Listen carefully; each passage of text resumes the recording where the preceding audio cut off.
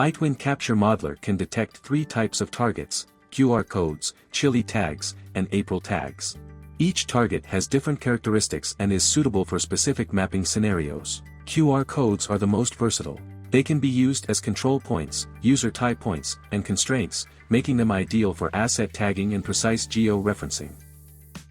Chili tags and April tags, on the other hand, can only be used as user tie points. Now that we've compared their roles, let's discuss how resolution affects detection and which target works best in different scenarios. For a target to be automatically detected, it must meet a minimum resolution requirement in the captured photo. QR codes need at least 150 by 150 pixels, making them suitable for high-accuracy control points and asset tagging, but they require high-resolution cameras.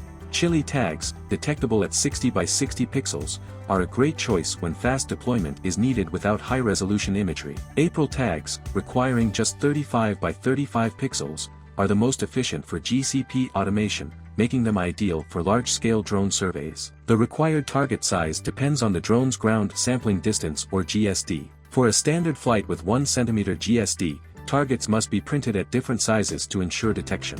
A QR code target must be printed at 1.5 by 1.5 meter for detection. A chili tag needs a size of at least 60 by 60 cm.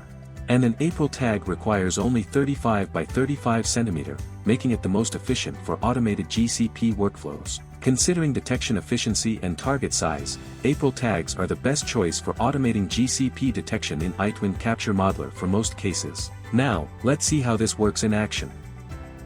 Before heading to the site, start by creating a new project in iTwin Capture Modeler.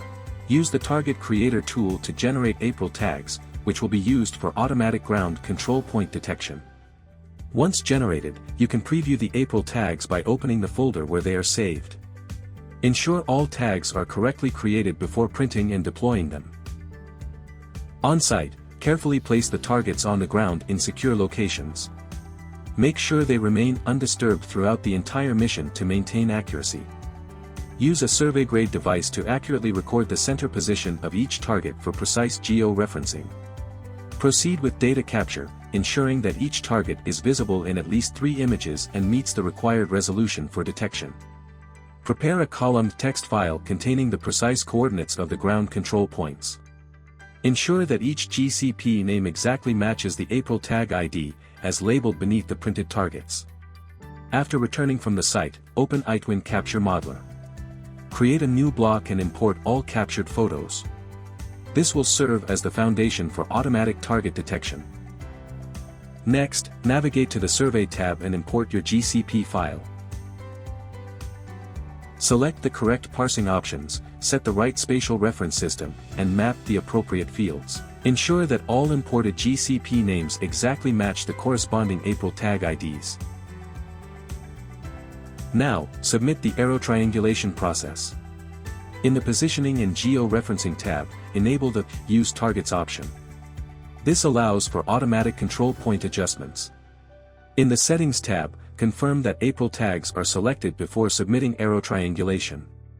Once processing is complete, the software has automatically detected and assigned targets to each survey point, without any manual marking.